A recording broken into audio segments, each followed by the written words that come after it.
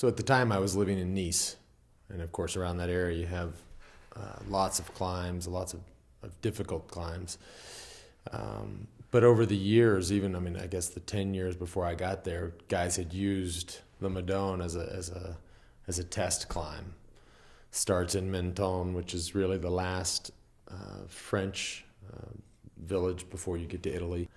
It's like 10 or 11 kilometers straight out of town, basically, and very consistent. Not easy, but not too difficult. And just kind of became this mythical thing that people would go and see how fast they could get up it and see what their time was. And so beginning in 1998, I started using it as a test. I went there in '99, just on a normal training ride. This was my first year. I hadn't even won the tour yet.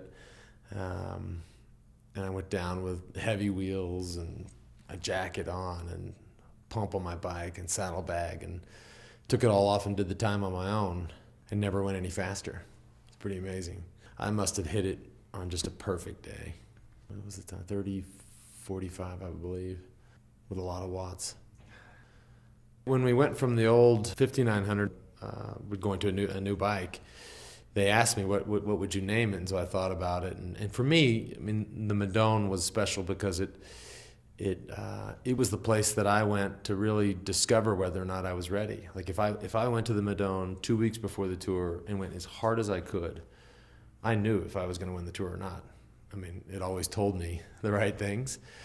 But had I gone and been a minute and a half slower, I would have known that I wasn't ready.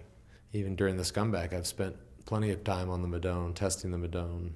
So it was sort of this place where it gave me the answer, regardless, and that was special to me. I conveyed that to the team at Trek, and the name stuck.